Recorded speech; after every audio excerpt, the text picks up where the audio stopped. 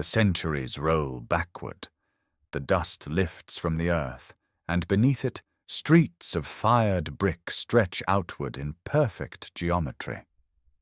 The air is warm, heavy with the memory of a river that once nourished millions.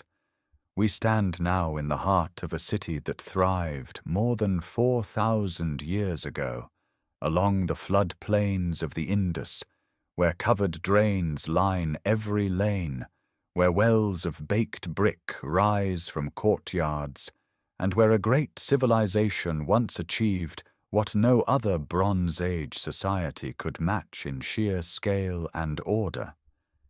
This is the world of the Indus Valley Civilization, and what surrounds us is not ruin alone. It is the echo of a people who built cities across nearly 1.5 million square kilometers, from the mountains of Balochistan to the coasts of Gujarat, from the banks of the Indus to the now vanished waters of the Ghaggar Hakra. Before the Parthenon, before Babylon's famed gardens, these streets hummed with life, with trade, with purpose. Over the course of this series, we will journey from the very beginning of this civilization, starting nearly 9,000 years ago in the dusty foothills of the Bolan Pass, where the first farmers of Mehrgarh planted wheat and barley and buried their dead with offerings of shell and stone. We will follow the slow transformation of scattered Neolithic villages into something unprecedented, watching as communities at Kotdiji and Amri develop defensive walls, painted pottery, and the earliest hints of a shared cultural identity. We will witness the extraordinary moment when brick ratios become standardized, when a script appears on wet clay, and when true cities rise at Mohenjo-Daro, Harappa, Dholavira, and Rakhigarhi. We will walk through the Great Bath, sealed with bitumen against the seepage of water, and stand beside the dockyard at Lothal, where merchants loaded carnelian beads and cotton textiles bound for Mesopotamia. We will examine steatite seals carved with unicorn-like creatures and a script that, to this day, no one on earth can read. We will explore the homes of ordinary families, their terracotta toys, their grinding stones, their private bathing platforms. And then we will watch as the monsoons weaken, as rivers shift course, as the great cities slowly empty, and populations drift eastward into a changed world. This is not just a history lesson. This is a complete journey through time, from the first seeds pressed into soil to the moment archaeologists in the 1920s brushed the dust from a civilization the modern world had entirely forgotten. By the end, the silence of the Indus script, the absence of kings and temples, the mystery of a society that left no evidence of war, all of this will feel not like distant abstraction, but like a story intimately known. What we uncover here shaped currents that still flow through South Asian life today, in water rituals, in urban design, in the weight of tradition carried across 5,000 years. Some of the greatest enigmas of human achievement are buried in these bricks, and together we will bring them back into the light.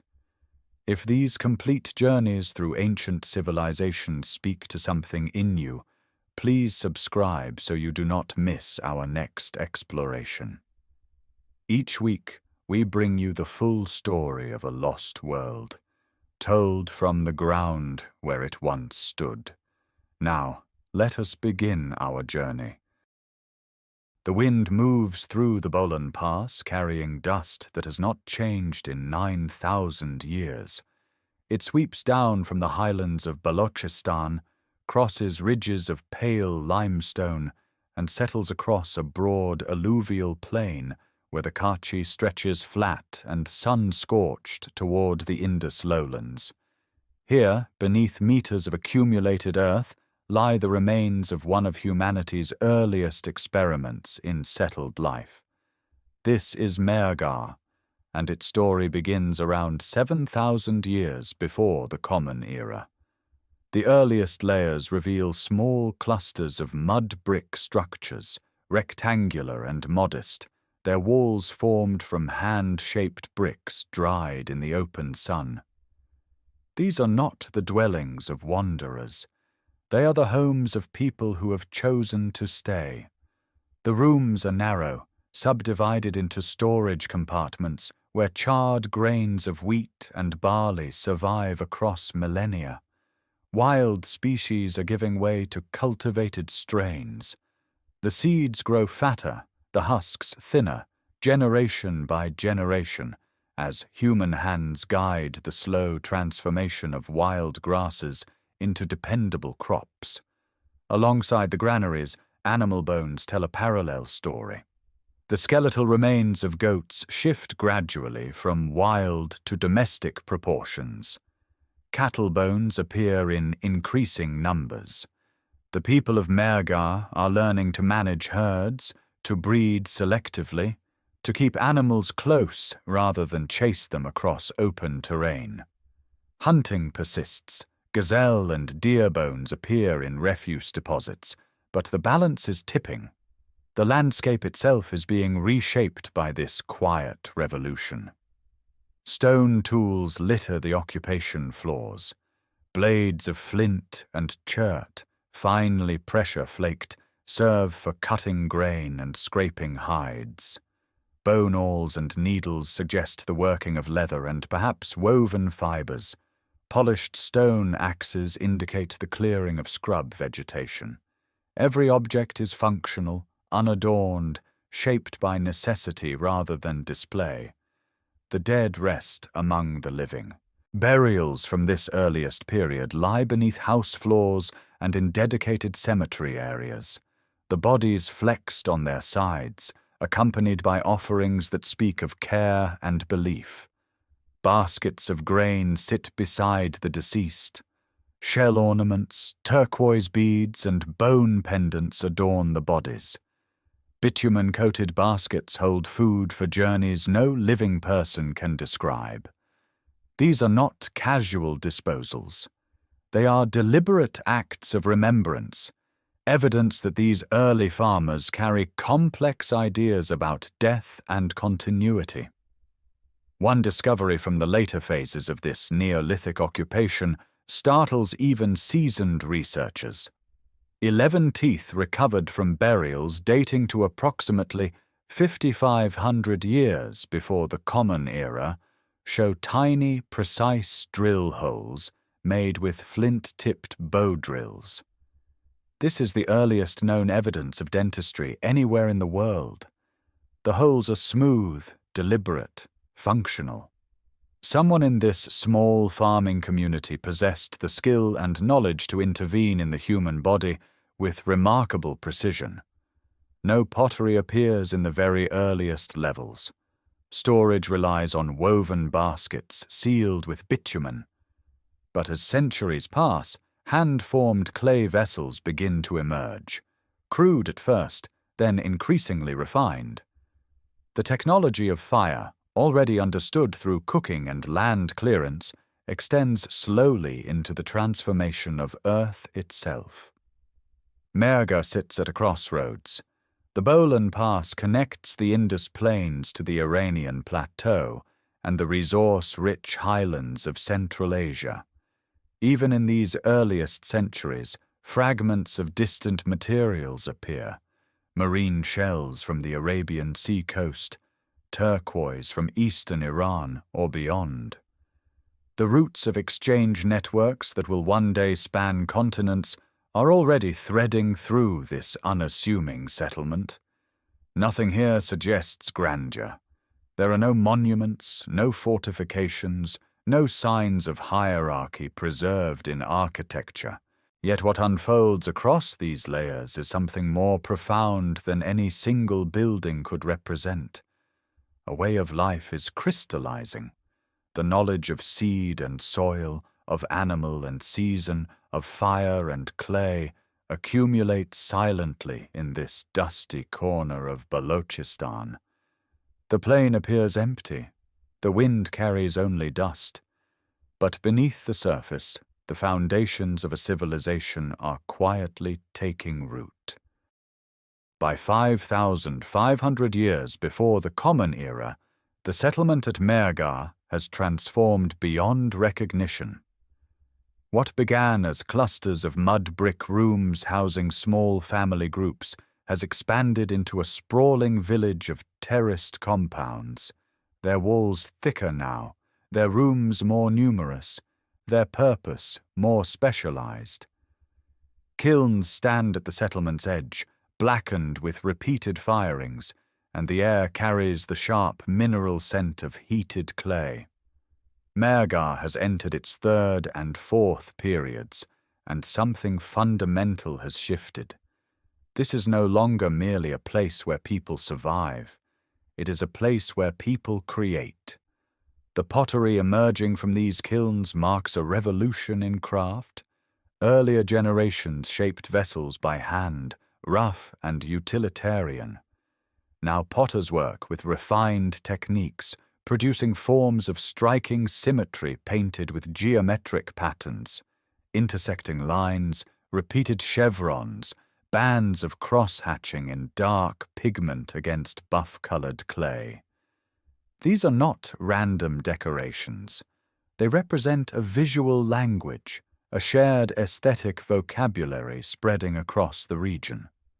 Similar painted traditions appear at sites throughout Balochistan and Sindh, suggesting communication between communities separated by hundreds of kilometers of difficult terrain. Within a distinct craft quarter at Mehrgarh, artisans work copper for the first time. Small crucibles bear traces of smelted ore and finished objects, simple axes, pins, rings, gleam with the dull warmth of hammered metal.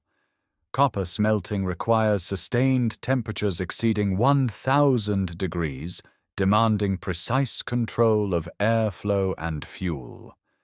The mastery of this metallurgy represents a cognitive leap, the deliberate transformation of stone into something entirely new through the application of fire and knowledge. Perhaps most remarkably, preserved fibers recovered from Mehrgarh deposits dating to approximately 5,000 years before the Common Era reveal the earliest known cultivation of cotton anywhere on Earth. These delicate threads, barely visible without magnification, represent an agricultural innovation of extraordinary consequence. Cotton requires careful tending, specific growing conditions, and processing through multiple stages before it yields usable fiber. Its cultivation implies not only botanical knowledge, but a sophisticated understanding of seasonal timing and labor organization. The exchange networks glimpsed in earlier periods now deepen considerably. Lapis lazuli, that intense blue stone, available only from the distant mines of Badakhshan in what is now northeastern Afghanistan, appears with increasing frequency. Turquoise from the Iranian plateau arrives through routes crossing hundreds of kilometers of arid highland. These are not chance acquisitions. They represent sustained, deliberate trade relationships maintained across generations, pathways of exchange that carry not only materials, but ideas, techniques, and cultural practices between communities that will never meet face to face. Across the broader Indus region, other settlements grow in parallel.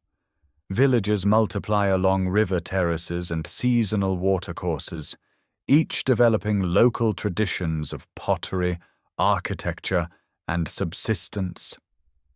The landscape between the Bolan Pass and the Indus floodplain fills gradually with human presence, small communities of farmers and herders adapting ancient knowledge to local conditions.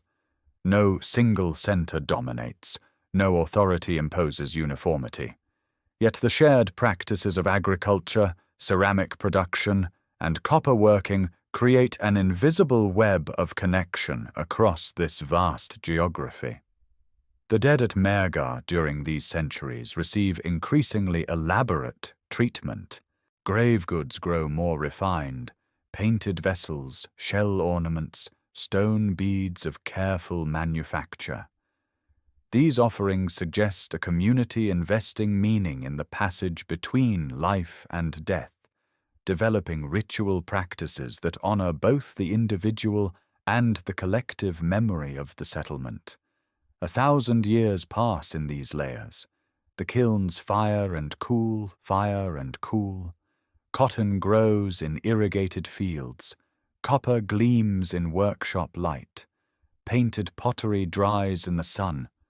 None of it announces itself as the beginning of civilization.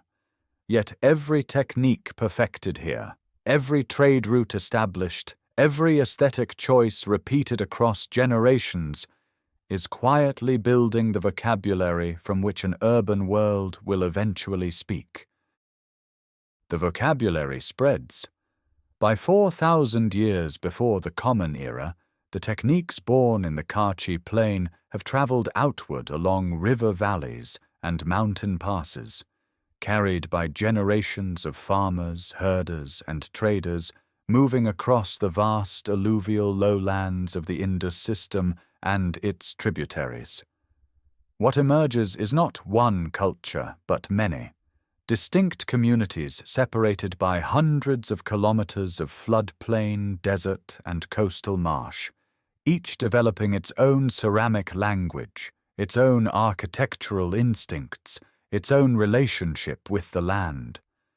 Yet beneath these differences runs a current of shared knowledge, a common inheritance from the Neolithic heartland that connects them like tributaries feeding a single river.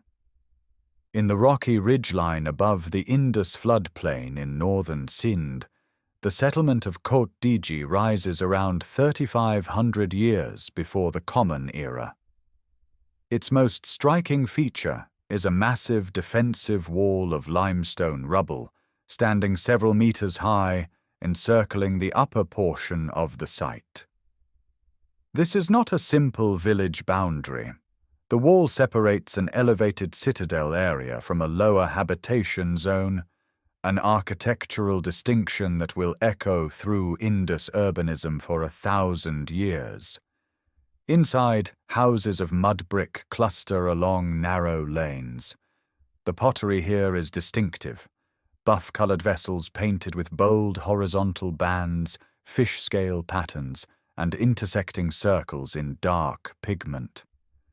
Kot Diji's excavated layers reveal something unsettling. Thick bands of ash and burned debris, evidence of at least one catastrophic fire that consumed portions of the settlement. Whether this destruction came from conflict, accident, or deliberate renewal remains uncertain, but the community rebuilt upon the ashes each time. To the south, along the lower Indus in Sindh, the Amri Nal tradition produces its own ceramic vocabulary. Vessels from Amri bear geometric patterns of striking precision, stepped triangles, checkerboards, and stylized animal forms painted in black and red on buff clay. These potters work with a confidence that speaks of long tradition, their designs carrying echoes of Iranian plateau aesthetics filtered through centuries of local adaptation. Far to the east, along the now vanished course of the Ghaggar-Hakra river system in the Holistan desert of present-day Pakistan and Rajasthan, a different tradition takes root. The Hakra ware culture leaves behind a trail of settlement mounds stretching along ancient river channels, mud-colored tells rising from flat, arid terrain that was once fertile floodplain. Their pottery is simpler, often bearing incised or applied decoration rather than painted motifs, but the sheer density of sites along the Hakra Channel reveals a thriving riverine corridor supporting dozens of communities. In Gujarat and southern Rajasthan, The Soti culture develops parallel traditions, its settlements marking the southeastern frontier of this expanding cultural sphere. Each of these regional traditions maintains its own identity, yet certain elements cross boundaries with remarkable consistency. Mud brick construction techniques remain uniform. Terracotta figurines appear at sites separated by vast distances. Stone blade technologies share common approaches. Trade goods, shell, semi-precious stone, copper, move between regions along routes that grow more established with each passing century. This is the regionalization era, a period when the Indus world resembles a mosaic of related but independent communities, each experimenting with settlement organization, craft specialization, and long-distance exchange. Proto-urban planning emerges in the separation of living spaces from working areas, in the deliberate orientation of structures, in the growing scale of individual settlements. At sites across Sindh, Punjab, and Cholistan, villages expand beyond anything the Neolithic world produced, some covering several hectares with populations numbering in the hundreds. The burned layers at Kot Diji whisper of tensions that may accompany this growth: competition for resources, for trade routes, for fertile land along shifting river courses. Yet the overall trajectory moves steadily toward greater complexity, greater interconnection, greater standardization. The many cultures of the Indus Plains are not yet one civilization, but they are learning a common grammar of bricks and beads, of weights and water, that will soon compose something the ancient world has never seen. Something shifts around 3,300 years before the Common Era. It is not sudden, not dramatic, but it is unmistakable. Across the river plains of the greater Indus system, the grammar of village life begins to reorganize itself into sentences of unprecedented length and complexity. At Harappa, on the left bank of the Ravi River in Punjab, the earliest occupation layers reveal a settlement entering what archaeologists call the Ravi phase. The mound designated as Area E shows the accumulation of centuries of habitation. Ash deposits, broken pottery, animal bones, and the compressed floors of mud brick structures built and rebuilt upon themselves. But what distinguishes this period from everything preceding it is scale. The settlement is no longer a cluster of houses around shared hearths. It is expanding outward with deliberate intent, its boundaries pushing across multiple hectares, its population growing into the low thousands. Kilns burn at the settlement's edges.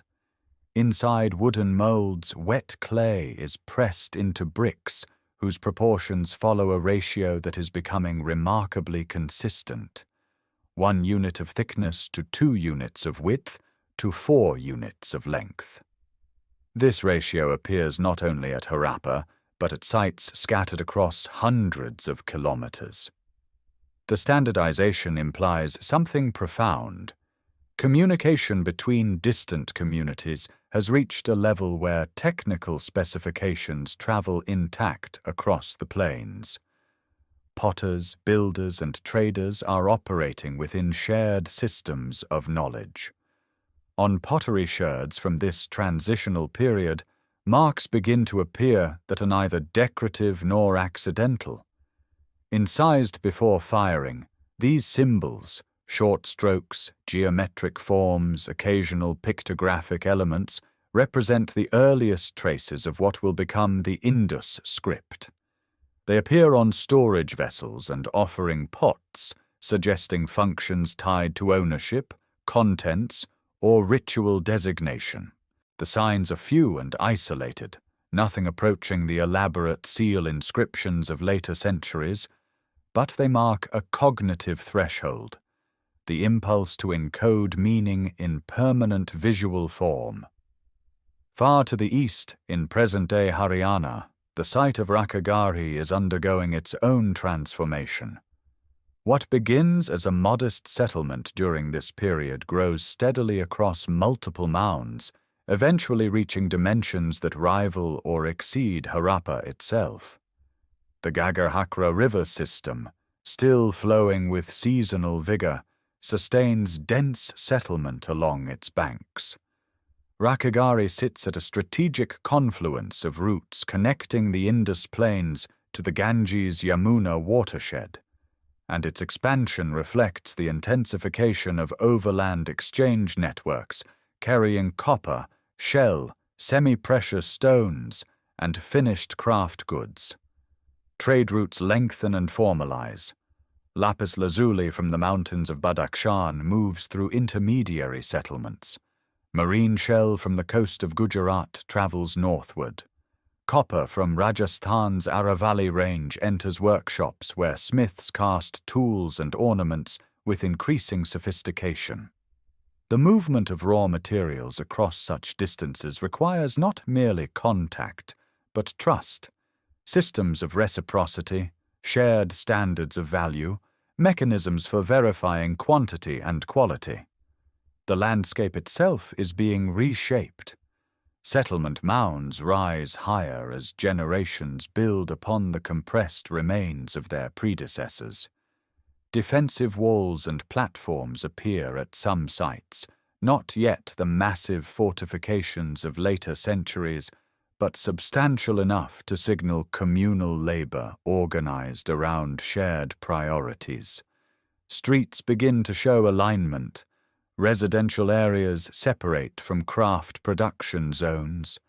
The organic sprawl of village life gives way to something approaching planned space. Between 3,300 and 2,800 years before the Common Era, the Indus world crosses a threshold it will not retreat from. The villages do not vanish. They multiply, they specialize, they connect. But among them, certain settlements are pulling away from the rest, accumulating population, concentrating craft production, and imposing order on their physical form. They are not yet cities.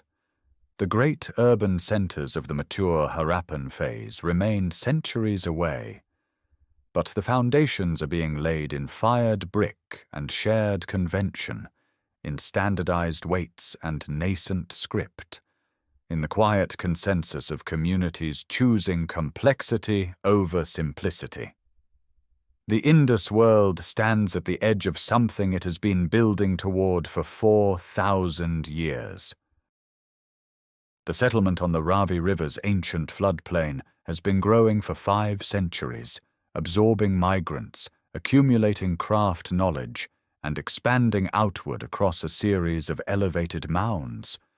By 2,800 years before the Common Era, Harappa is no longer merely a large village with ambitions. It is becoming something the subcontinent has never seen, a true city. The transformation is visible from the mounds themselves. Mound AB rises on the western edge of the settlement, a massive mud-brick platform engineered to elevate an entire precinct above the surrounding plain. The bricks are uniform, fired to a deep terracotta red, laid in courses that follow the standardized ratio established across the region. The platform's sheer scale suggests coordinated labor on an unprecedented level. Thousands of bricks carried, placed and mortared into a citadel foundation that will endure for centuries.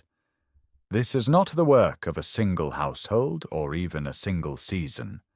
It is the product of collective will organized toward permanence. Along the eastern mounds, the character of the city reveals itself in a different register. Working floors spread across open areas where craft specialists transform raw materials into objects of extraordinary refinement. Shell workers from the coastal trade networks cut and grind conch into bangles, their debris accumulating in dense layers. Agate and carnelian arrive from Gujarat, hundreds of kilometers to the south, and skilled lapidaries begin the painstaking process of drilling and polishing beads that will travel even farther, westward toward Mesopotamia, northward toward Central Asia. The workshops are not scattered randomly. They cluster in designated zones, suggesting an organized allocation of urban space to productive activity. Church-waits appear in graduated sets, their surfaces polished smooth, their masses conforming to the binary decimal ratio system that will become a hallmark of Indus commerce. These small cubes of stone carry enormous implications. A standardized weight system operating across a city of this size requires shared authority, mutual trust, or both. Trade cannot function at scale without agreed measures, and Harappa's weights demonstrate that such agreement has been reached. South of the habitation mounds, Cemetery R37 holds the city's dead. Bodies rest in rectangular pits, oriented north-south, accompanied by ceramic vessels, shell ornaments, and personal items. The burials are modest by the standards of contemporary Egypt or Mesopotamia. No royal tombs laden with gold, no sacrificed retainers, no monumental markers distinguishing rulers from the ruled. The uniformity is striking. Variation exists in the quantity and quality of grave goods, suggesting social differentiation. But the differences are matters of degree rather than kind. Whatever hierarchy governs Harappa, it does not express itself through extravagant death. Terracotta figurines emerge from the occupation layers, small hand-modeled forms depicting women with elaborate headdresses, humped bulls, and abstract shapes whose meaning remains elusive. They are not monumental art. They are intimate objects held in the hand, placed in homes, perhaps offered at small domestic shrines. Their abundance suggests a rich, symbolic life unfolding behind the brick walls of ordinary houses. The city's footprint now covers well over 100 hectares. Its population, drawn from the surrounding agricultural hinterland and from communities linked by river and overland trade, may number in the tens of thousands.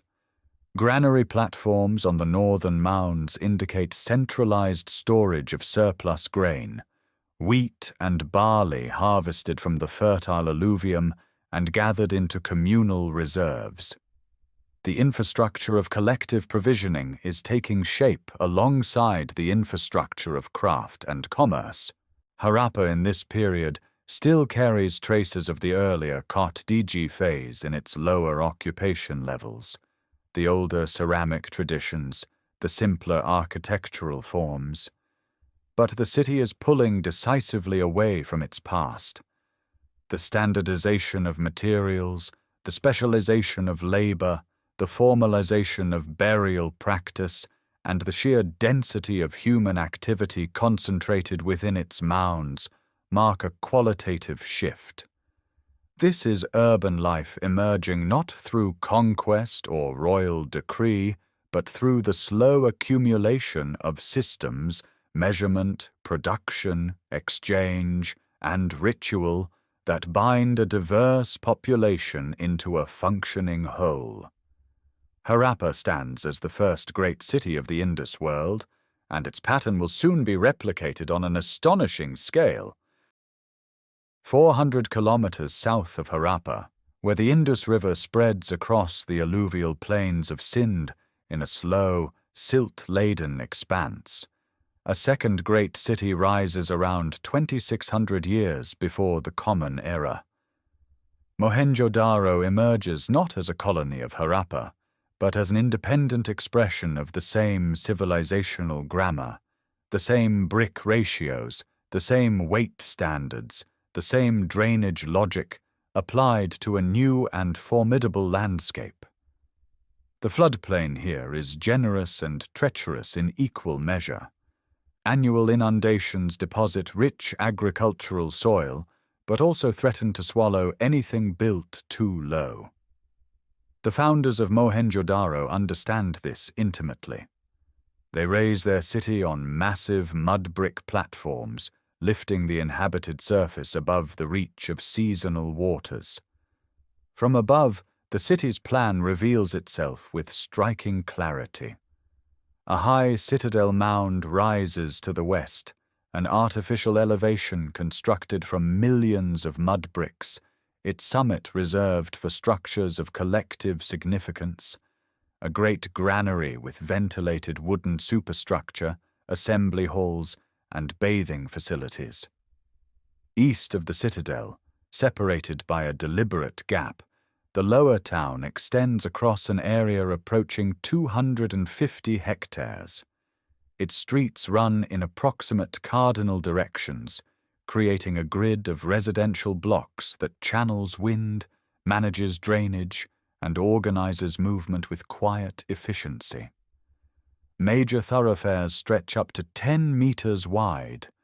Narrower lanes branch off at right angles, leading into dense neighborhoods of courtyard houses built from fired brick in the familiar 1:2:4 proportions. The brickwork is extraordinary. Walls rise in English bond patterns, alternating headers and stretchers for structural integrity. Every house connects to a covered drainage channel running beneath the street. Wastewater flows from upper-story bathrooms through vertical clay pipes set into walls, emptying into brick-lined street drains, fitted with removable covers for maintenance. Soak pits at intervals absorb excess water. This is sanitation engineering that will not be matched in the Western world for thousands of years. The lower town's houses vary in size, but share a common architectural vocabulary. Entrances open from side lanes rather than main streets, ensuring privacy. Interior courtyards provide light and ventilation. Staircases indicate upper floors, now collapsed. Wells of wedge-shaped brick serve individual households, and the city contains over 700 of them, a density suggesting that access to clean water is not a privilege, but an expectation woven into the urban fabric. 9 meters of accumulated occupation deposits lie beneath the visible ruins, most of them unreachable due to the high water table. What archaeologists have uncovered represents only the uppermost layers of a city rebuilt repeatedly on its own foundations. Each flooding episode buries a generation's work. Each recovery raises the city higher. This vertical accumulation gives Mohenjo-Daro its imposing mound profile and its name, which in Sindhi means Mound of the Dead, a name given not by its builders, but by later inhabitants who found only silence where tens of thousands once lived. Population estimates range from 40,000 to 80,000 inhabitants, making it one of the largest settlements anywhere on Earth in the mid-3rd millennium before the Common Era. The Buddhist stupa that now crowns the citadel mound dates from a period over 2,000 years after the city's founding, a monument built by people who had no knowledge of what lay beneath their feet. The Indus city sleeps under later centuries, its grid streets packed with silt, its drains choked, its wells filled, waiting in the dark alluvium of Sindh for a discovery that will not come for another 4,500 years. On the highest point of Mohenjo-Daro's citadel mound, sometime around 2,500 years before the Common Era, workers lay down courses of finely fitted brick to create a structure unlike anything else in the ancient world. It is not a temple. It is not a palace. It is a pool, a carefully engineered watertight basin sunk into the platform of the citadel, measuring approximately 12 meters long, 7 meters wide, and 2.5 meters deep. The bricks lining its floor and walls are set on edge with gypsum mortar, and behind them lies a thick layer of bitumen, the natural tar imported perhaps from Balochistan's seeps, pressed and sealed to ensure that not a single drop of water escapes into the earth below. The precision is extraordinary. The floor slopes gently toward one corner, where a corbelled drain channel carries used water out through the western wall and down into a large brick culvert that empties beyond the citadel's edge. Fresh water enters through a dedicated well in an adjacent room. The entire system operates on gravity and careful gradient. No pumps, no mechanical devices, only the patient calculation of angles and flow rates by builders who understood hydrology with an intimacy that rivals modern engineering. Surrounding the pool on all four sides, a brick colonnade once supported a roofed walkway. Small chambers open off this corridor, each with its own drain, some containing what appear to be bathing platforms. The rooms are modest in size, private in character. One larger chamber to the north features a massive well, its brick lining descending deep into the water table.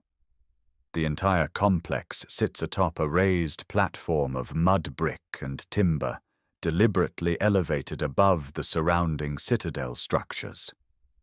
What is absent matters as much as what is present.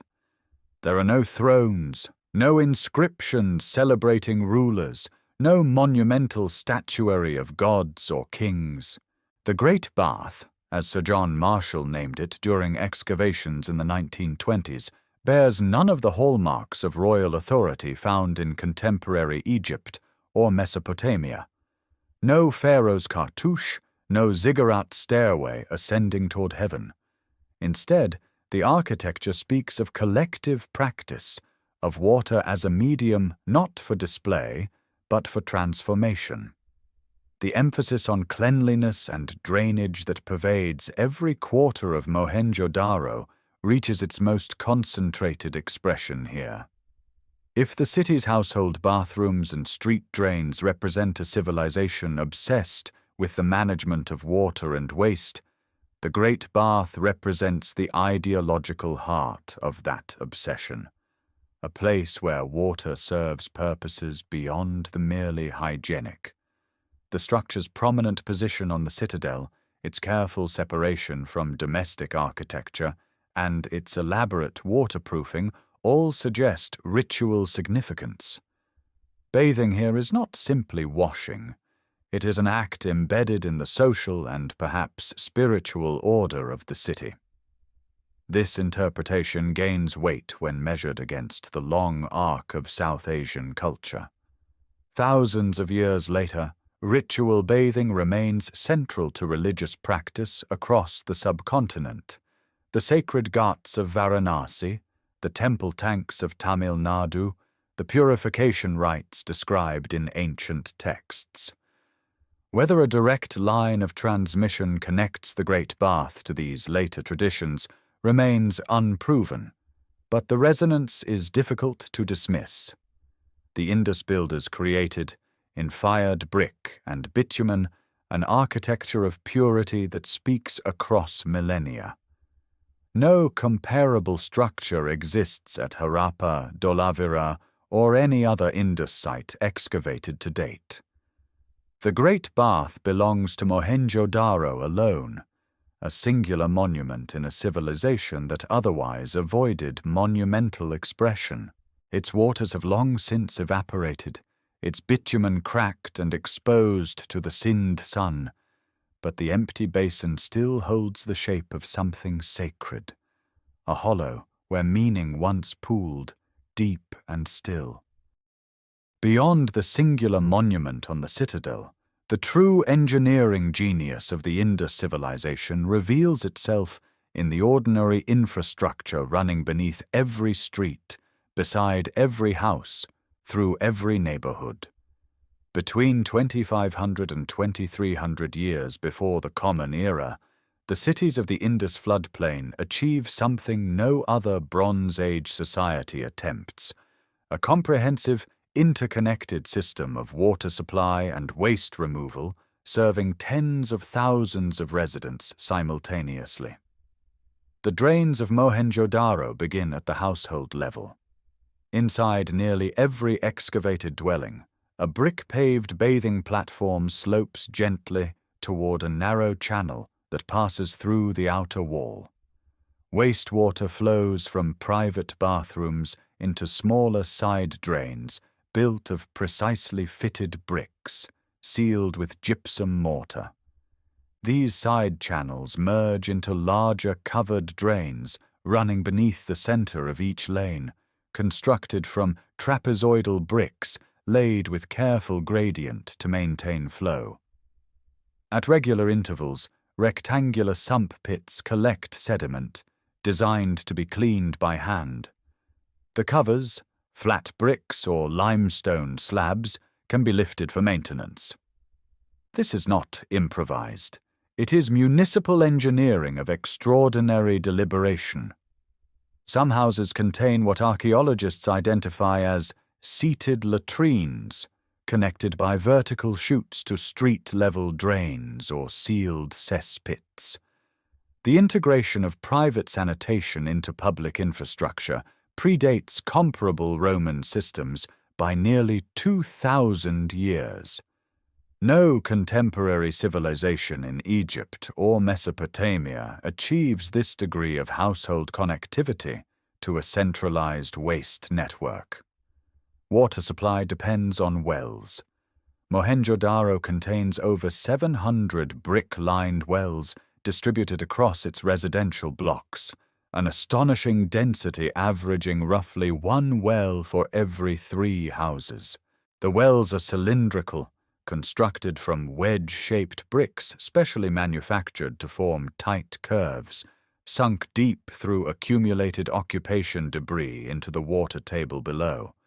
Some wells show evidence of being raised repeatedly as street levels rose with successive rebuilding, their shafts extended upward through meters of new construction, testament to the city's relentless vertical growth atop its own ruins. 500 kilometers southeast, Dolavira on Kadir Island in the Ran of Kutch confronts a radically different hydrological challenge.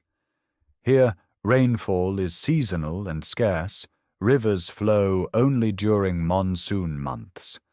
The city's engineers respond with 16 massive reservoirs carved from the living rock and lined with stone masonry, fed by channels that capture runoff from 2 seasonal streams flanking the settlement. These reservoirs cascade downslope through a series of connected basins, each lower pool receiving overflow from the one above. The total storage capacity is immense, sufficient to sustain a population of thousands through the long, dry months. Rock-cut channels direct water with precision, their gradients calculated to control flow velocity and prevent erosion. Dolavira's water architecture transforms the entire city into a catchment system. Walls and embankments double as dams. Open ground between the citadel and lower town functions as a collection basin during rains. The engineering is inseparable from the urban plan itself. Water management does not supplement the city, but defines its very shape and orientation. Across the civilization, this mastery of water follows consistent principles despite local variation. At Harappa, wells serve dense residential quarters. At Lothal, a brick channel connects the settlement to its docking basin, managing tidal water levels. Everywhere, the same commitment to drainage, sanitation, and controlled water access appears, executed with standardized bricks and uniform construction grammar. No inscriptions explain who designed these systems. No administrative archives survive to reveal the labor organization behind their construction and maintenance. Yet the infrastructure itself speaks of coordinated planning sustained across generations, decisions about gradient, capacity, and connectivity that require specialized knowledge transmitted over centuries. The drains of Mohenjo-Daro are not the work of a single season or a single mind.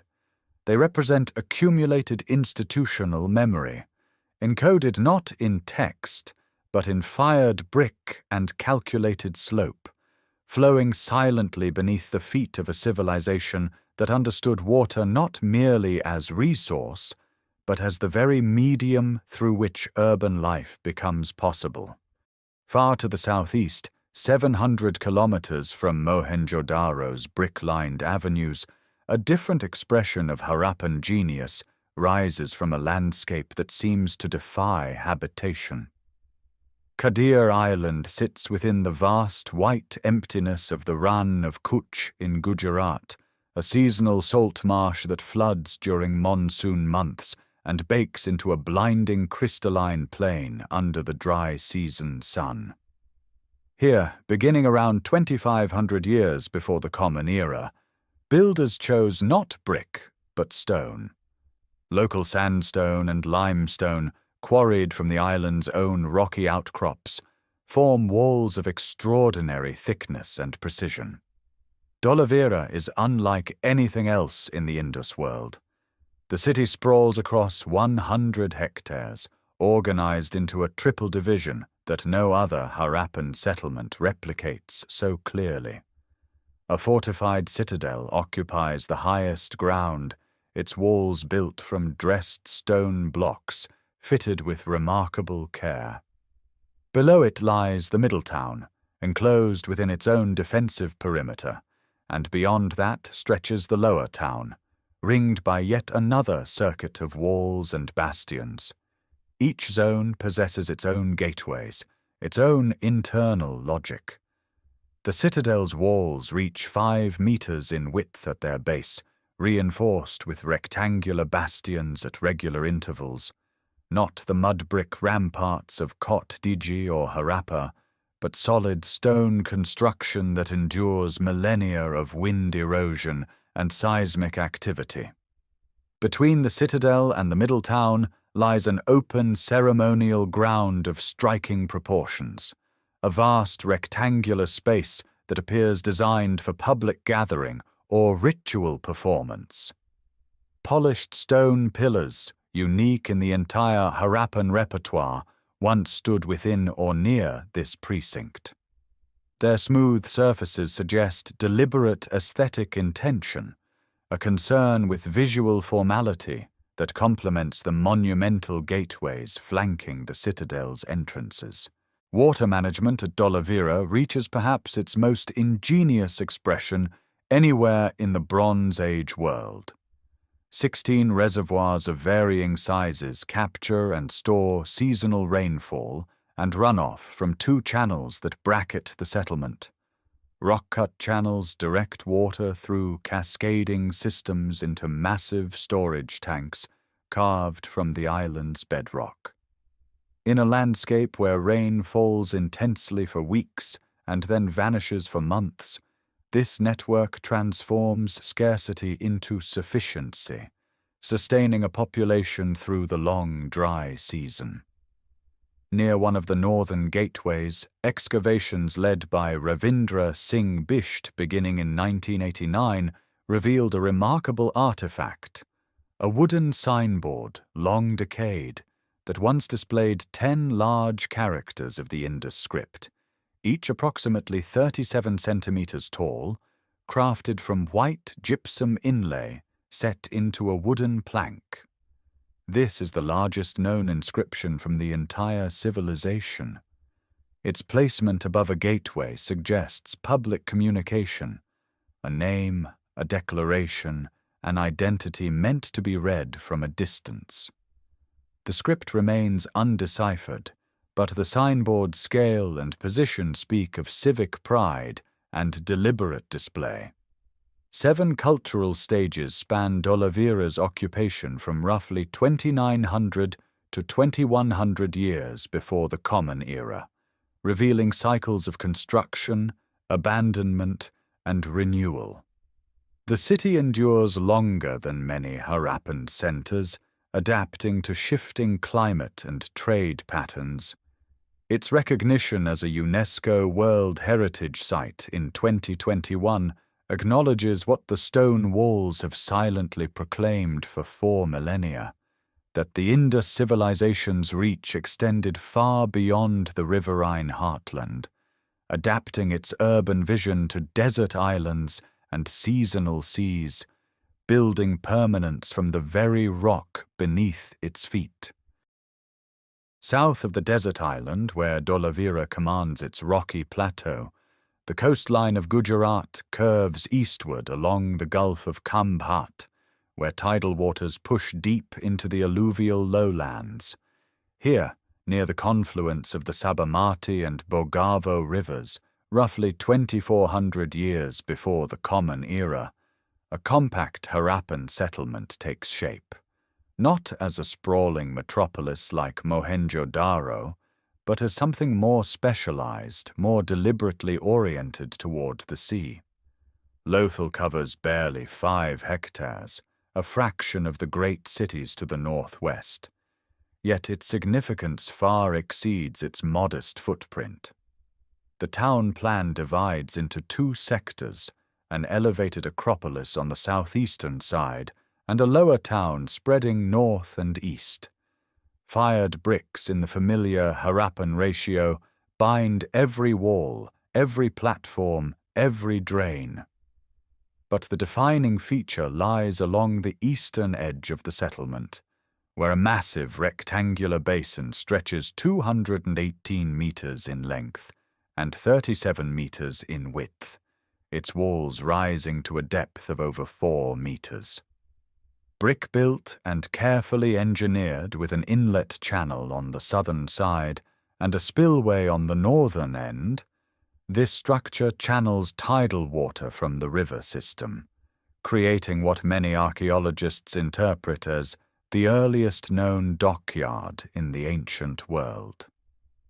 The basin's inlet allows high tide waters to fill the enclosure, while the spillway regulates overflow and maintains depth. Vessels entering from the Gulf of Khambhat during favorable tides could moor within the protected basin, sheltered from seasonal storms and shifting river currents. The engineering reflects intimate knowledge of tidal patterns, river hydrology, and the demands of waterborne commerce. Adjacent to the dock, a substantial warehouse stands on a raised brick platform. Dozens of clay ceilings recovered from its floors bear impressions of Indus seals pressed into packing material, evidence that goods arriving or departing passed through a system of authentication and inventory. Some ceilings carry impressions from seals originating at distant Harappan centers, confirming that Lothal functions as a node in a civilization-wide distribution network. The town's bead-making workshops rank among the most productive yet discovered. Micro-drill bits fashioned from ernestite, a hard metamorphic stone, bore through carnelian blanks with astonishing precision. Long barrel-shaped carnelian beads, some reaching several centimeters in length, emerge from these ateliers destined for markets as far as Mesopotamia. Steatite, agate, and shell also pass through skilled hands here, transformed into ornaments that carry Harappan aesthetic sensibility across the Arabian Sea. Persian Gulf shell species recovered from Lothal's occupation layers confirm direct or intermediary maritime contact with the coasts of Oman and Bahrain. The town serves as a gateway, receiving raw materials from the interior, processing them through specialized workshops, and channeling finished goods outward through its dockyard toward distant trading partners. Evidence of fire altars within the settlement suggests ritual practices accompanying commercial life, a pattern also observed at Kalibangan far to the north. The sacred and the mercantile coexist within Lothal's compact walls without apparent contradiction. Excavated by Shikaripura Ranganatha Rao between 1955 and 1962, Lothal revealed a settlement that thrived from approximately 2400 to around 2100 years before the Common Era. Its discovery reshaped understanding of the Indus civilization's geographic ambition. This was not merely a riverine culture hugging the Indus floodplain. It was a maritime civilization, reaching toward the open sea, building infrastructure to harness tidal forces, and embedding itself within trade networks spanning thousands of kilometers of coastline.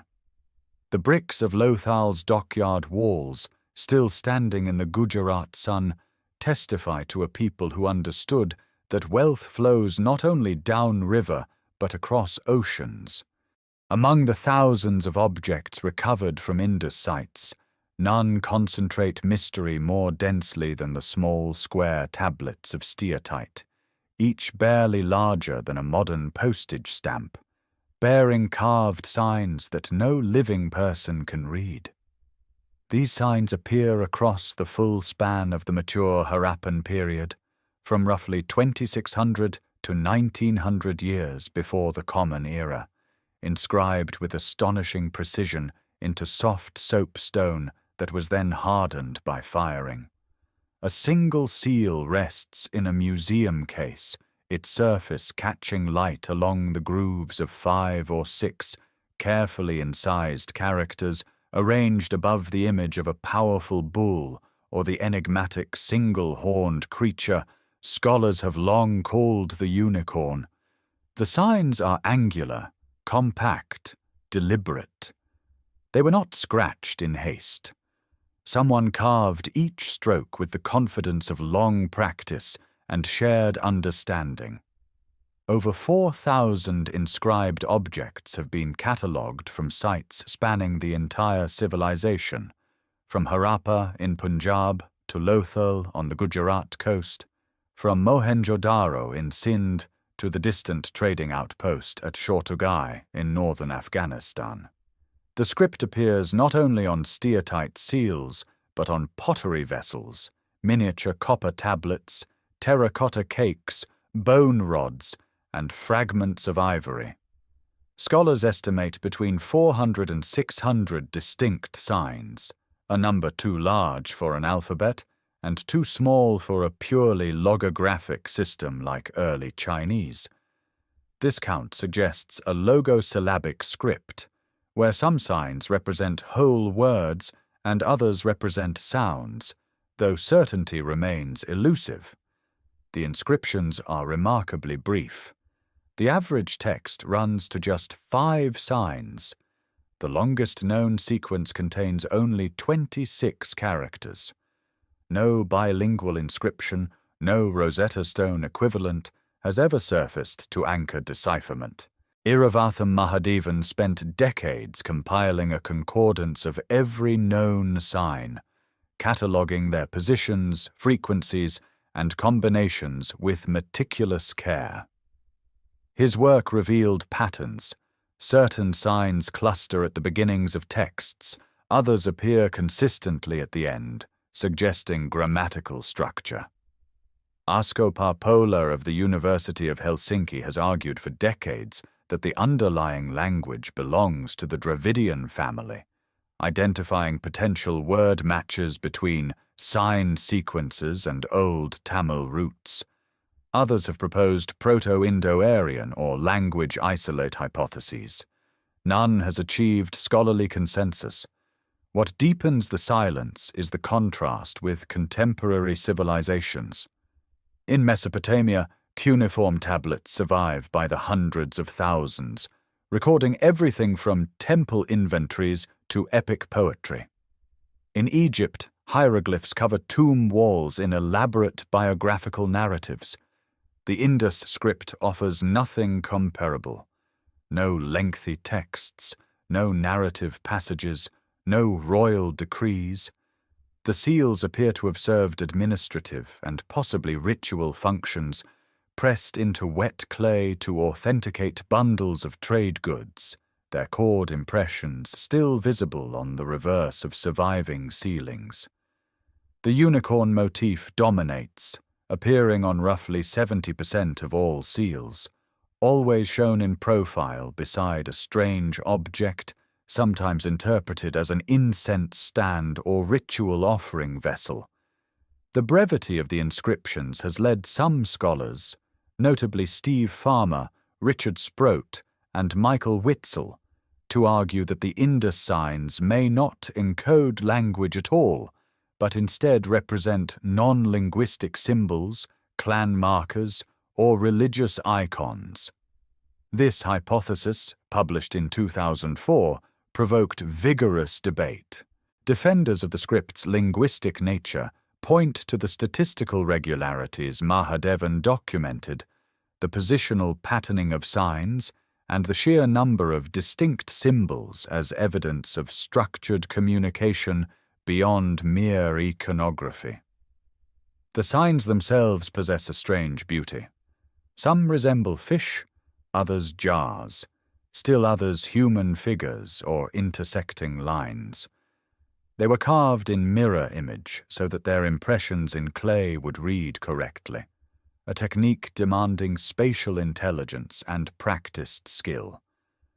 Copper tablets from Mohenjo-Daro bear the same signs, sometimes on both faces, suggesting the script served multiple media and contexts. Yet without longer texts, without a known descendant script, without a bilingual key, the language of the Indus remains locked behind its own elegance. The civilization that standardized bricks across 1 million square kilometers, that engineered drainage systems of extraordinary sophistication, that traded carnelian beads to the courts of Mesopotamia, left behind a written record that humanity still cannot penetrate. The seals endure, their signs as sharp as the day they were carved, speaking in a voice that waits. Those seals do more than carry an unreadable script. They carry an entire visual world, a bestiary of sacred and secular creatures rendered with a precision that rivals any ancient artistic tradition on earth. Over 3,500 seals and seal impressions have been catalogued from Indus sites spanning 5 centuries, from roughly 2,500 to 2,000 years before the Common Era, and their imagery reveals a civilization deeply engaged with the animal kingdom, with ritual symbolism, and with the administrative mechanics of long-distance commerce. The most common motif is the so-called unicorn, an animal depicted in profile on more than 60% of all recovered seals. It appears as a bull-like creature with a single curving horn, a heavy dewlap, and a muscular body rendered in clean, confident lines. Before it stands a mysterious object on a post, sometimes described as a ritual offering stand or incense burner, its exact function unknown. The unicorn seal appears at virtually every major Indus site, from Harappa in the Punjab to Lothal on the Gujarat coast, suggesting it carried a meaning recognized across the entire civilization, perhaps denoting a specific clan, guild, or administrative authority. Other animals populate the seal corpus with striking naturalism. Humped zebu bulls stand with lowered heads, their musculature carved with anatomical care. Short-horned bulls, water buffalo, elephants, rhinoceroses, and tigers appear on individual seals, each rendered with an attention to posture and proportion that suggests direct observation. Some seals depict composite creatures or animals in procession, hinting at mythological narratives that remain beyond modern interpretation. Among the most celebrated objects in the entire corpus is Seal 420 from Mohenjo-Daro, known since Sir John Marshall's 1931 publication as the Pashupati seal. It depicts a figure seated cross-legged on a low platform, wearing a horned headdress with a plant-like element rising from its center. The figure is surrounded by animals, an elephant and tiger on one side, a rhinoceros and buffalo on the other, with 2 deer or antelopes beneath the platform. Marshall identified this figure as a prototype of the later Hindu deity Shiva in his aspect as Lord of Animals. The interpretation remains debated, but the seal's iconographic complexity is undeniable, suggesting a figure of religious or cosmological significance within Harappan belief. The physical production of these seals reveals extraordinary craftsmanship. Artisans carved soft steatite with fine copper or bronze tools, incising images and script in mirror reverse. The finished seals were then fired at temperatures around 1,000 degrees, hardening the steatite to a white, glazed surface. A perforated boss of copper alloy was affixed to the back, allowing the seal to be strung on a cord and worn or carried. When pressed into wet clay applied to bundles, containers, or storeroom doors, the seal left a raised impression, a positive image bearing both the animal motif and the accompanying script signs. Clay ceilings recovered from sites like Lothal and Harappa preserve the reverse impressions of cord, reed matting, and woven cloth, revealing exactly how goods were packaged and authenticated. Some ceilings bear impressions from multiple seals, suggesting that certain transactions required authorization from more than one party. A few Mesopotamian cylinder seals have been found at Indus sites, and Indus-style square seals have appeared at Ur and other cities in southern Iraq, confirming that these small steatite squares traveled the same trade routes as carnelian beads and lapis lazuli. The seals thus operated at the intersection of art, administration, and belief. They identified, they authorized, they perhaps invoked protection or divine witness over commercial exchange. Their imagery was not decorative but functional, encoding information about identity and affiliation in a visual language as standardized as the bricks and weights that defined Harappan order. Each seal is a small window into a system of meaning that governed how goods moved, how authority was expressed, and how the sacred animal world intersected with human enterprise across the vast floodplain cities. Those steatite squares, pressed into wet clay to seal bundles and jars, traveled distances that stagger the modern imagination. By 2,300 years before the Common Era, the goods they authenticated were crossing the Arabian Sea, moving through intermediary ports, and arriving in the great cities of Mesopotamia. An inscription attributed to Sargon of Akkad, ruler of the world's first empire, boasts that ships from Dilmun, Magan, and Meluha docked at the quays of his capital. Meluha, scholars now broadly agree, refers to the Indus civilization itself, a distant land of copper, carnelian, ivory, and exotic timber known to Akkadian scribes as a source of wonders. The carnelian bead is perhaps the most eloquent ambassador of this exchange. Deep orange-red stones, sourced from the volcanic deposits of Gujarat, were shaped into long barrel forms, reaching 13 centimeters in length, drilled with extraordinary precision, using stone-tipped bow drills that left characteristic hourglass perforations. Some beads received an additional treatment, a technique of etching white patterns onto the polished surface using an alkali paste and controlled heating. These etched carnelian beads appear in the royal cemetery of Ur, dating to roughly 2500 before the Common Era, placed alongside gold and lapis lazuli in graves of the highest status.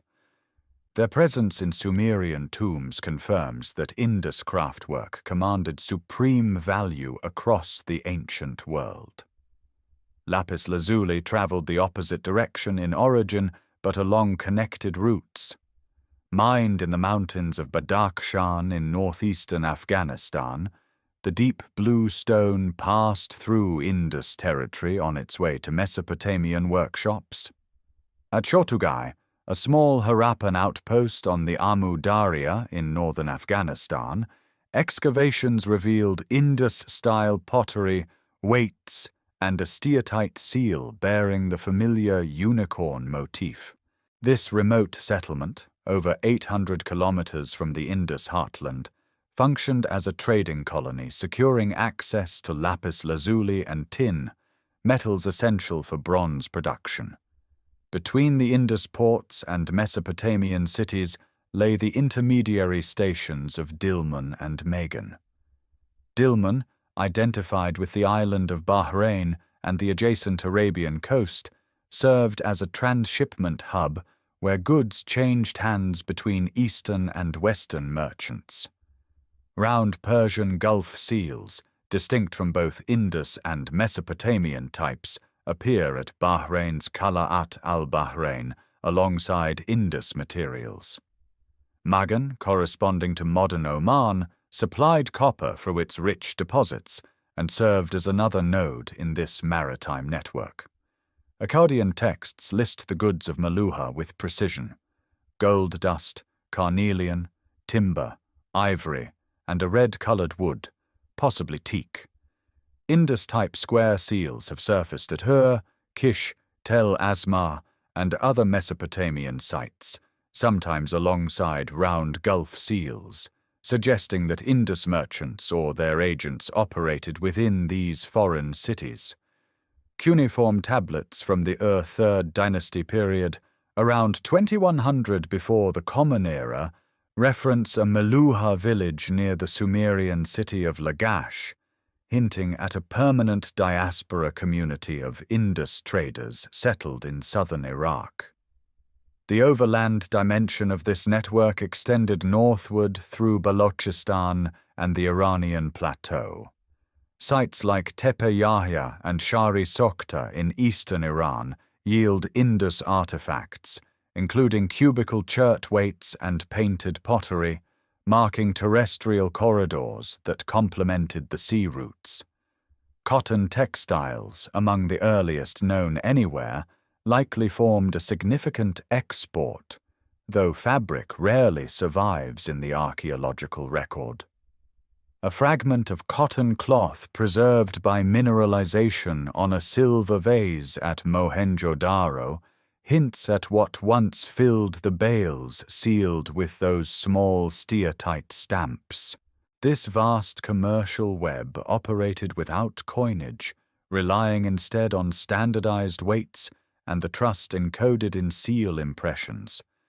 The system's reach, from the Afghan highlands to the Sumerian marshes, from Gujarat's coast to Bahrain's anchorages, represents one of the Bronze Age world's most sophisticated trading networks, sustained not by military conquest, but by the consistent quality of goods and the quiet reliability of measurement. The goods that moved along those trade routes were born in fire. Across the Indus world, between 2500 and 2000 years before the Common Era, craft production reached a technical sophistication that remains difficult to fully explain. The kilns that fired the civilization's distinctive red and black pottery burned at temperatures exceeding 800 degrees, but certain workshops pushed far beyond that threshold, achieving feats of pyrotechnology unmatched anywhere in the Bronze Age world. At Mohenjo-Daro, 80 miles south of Mohenjo-Daro along the Indus floodplain, an entire settlement functioned as a specialized manufacturing center. No citadel mound rises here, no great bath or granary platform. Instead, The excavated remains reveal workshop after workshop, bead drilling stations with micro-drill bits of ernestite, shell-cutting floors littered with conch fragments, and kilns blackened by centuries of continuous use. This was an industrial town, its purpose not governance but production. The potter's wheel spins in every major settlement.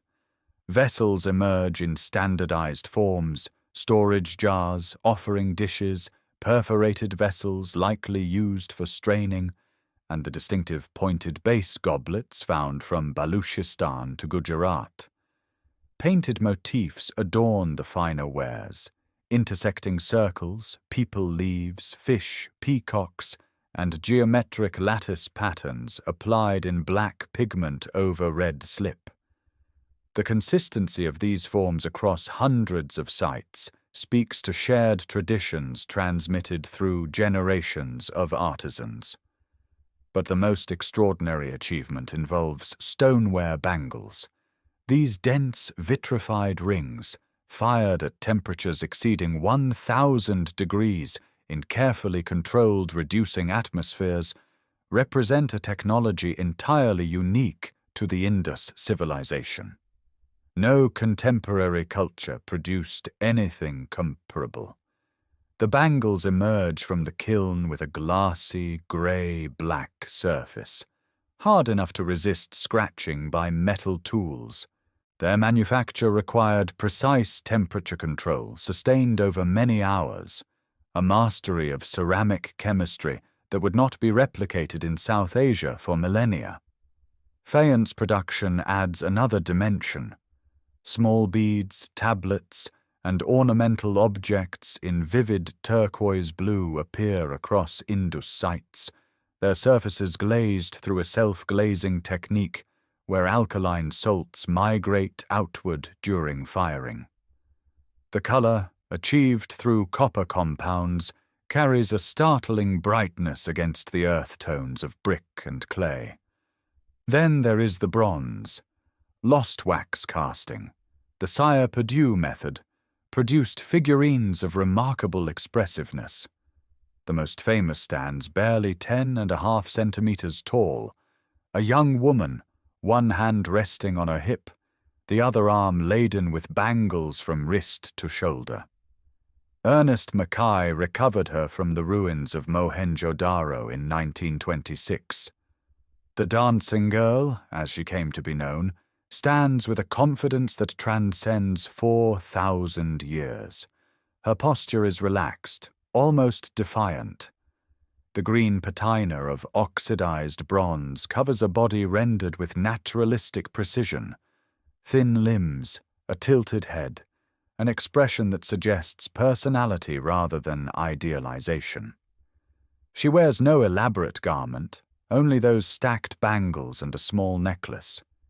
She is not a goddess, not a queen. She is simply present, caught in a moment of stillness that speaks more eloquently than any monumental statue. The technical process behind her creation required sculpting a wax model, encasing it in clay, heating the mold to melt the wax away, then pouring molten bronze into the void. Each casting destroyed the original model, making every piece unique. Other bronze figures survive, small animals, carts, tools, but none carry the same startling individuality. These crafts were not isolated pursuits. They formed an interconnected system where potters supplied vessels for bead makers, metalworkers produced the drills that shaped carnelian, and kiln technology developed for ceramics enabled the extreme temperatures required for stoneware bangles. Fire was the common element, the transformative force that turned raw earth into art, raw metal into memory. Yet fire alone did not build this civilization. Something quieter, more abstract, held its cities together, a devotion to precision so absolute it bordered on obsession. Across the entire span of the mature Harappan world, from 2600 to 1900 years before the Common Era, a single system of measurement governed construction, commerce, and craft, with a uniformity unmatched anywhere in the Bronze Age. The evidence sits in museum cases across South Asia and Britain, small cubes of banded chert, polished to a glassy smoothness, their faces so perfectly flat they seem machine-made. These are the weights of the Indus civilization, and their consistency is extraordinary. The smallest common unit weighs approximately 0.87 grams. From this base, the system ascends in a binary progression: 1, 2, 4, 8, 16, 32, 64. At higher values, it shifts to a decimal pattern, multiplying by tens and hundreds. Weights recovered from Mohenjo-Daro match those found at Lothal, over 800 kilometers to the southeast. Weights from Harappa in Punjab conform to those unearthed at Dholavira in the Rann of Kutch. No regional variation, no local deviation. One standard, enforced across a territory larger than Mesopotamia and Egypt combined. The same invisible discipline governed construction. Fired bricks throughout the Indus world maintain a ratio of 1 to 2 to 4, thickness to width to length. A brick from Mohenjo-Daro could replace one at Kalibangan without adjustment. This was not coincidence or gradual convergence. It was policy, implemented and maintained across centuries and vast distances by an authority whose nature remains completely unknown. At Mohenjo-Daro, an ivory measuring rod recovered from excavations bears graduated markings at intervals of approximately 1.32 millimeters, a precision that suggests instruments calibrated for fine craftwork and architectural planning. At Lothal, another ivory scale divides its length into units of 1.704 millimeters, the smallest known graduation in the ancient world. These were tools of extraordinary refinement, enabling the grid-planned streets, the standardized drain covers, the precisely angled intersections visible from aerial surveys of every major Indus city. The aerial view itself reveals the deepest mystery. Streets run in cardinal directions, residential blocks repeat in organized clusters, drainage systems connect individual households to neighborhood channels, to main covered sewers running beneath major thoroughfares. The planning is unmistakable, the coordination undeniable. Yet nowhere in the archaeological record does a palace appear. No throne room, no royal tomb laden with gold, no colossal statue of a ruler, no inscription naming a king or dynasty. The Indus civilization achieved a degree of standardization that implies powerful centralized authority, yet left no trace of the individuals who wielded it. This absence has generated decades of scholarly debate. Some archaeologists propose a collective governance model, perhaps councils of merchants or ritual leaders. Others suggest that authority was expressed through ideology rather than individual power, a shared commitment to order, purity, and uniformity that functioned as effectively as any king's decree. The weights themselves may have been instruments of that authority, distributed and maintained by officials whose titles and names vanished with the undeciphered script. What survives is the system itself, embedded in every brick, every drain, every polished cube of chert. It speaks of a society that valued regularity over spectacle, infrastructure over monument, collective order over personal glory. The weight of governance here was literal, carried in small stone cubes that traveled in merchants' pouches from the Arabian Sea coast to the foothills of the Hindu Kush, imposing a silent, mathematical discipline on every transaction, every construction, every measured length of the Indus world. That mathematical discipline, carried in cubes of chert and encoded in every standardized brick, shaped the very homes where people slept, cooked, bathed, and raised children. Between 2400 and 2000 years before the Common Era, the lower towns of Indus cities hummed with a domestic life as carefully ordered as the drainage systems running beneath their streets. In Mohenjo-Daro's DKG area, residential blocks rise in fired brick the color of dried earth, arranged along lanes that branch at right angles from the main thoroughfares. The houses turn blank walls to the street, windowless facades of terracotta red presenting an unbroken face to the public world.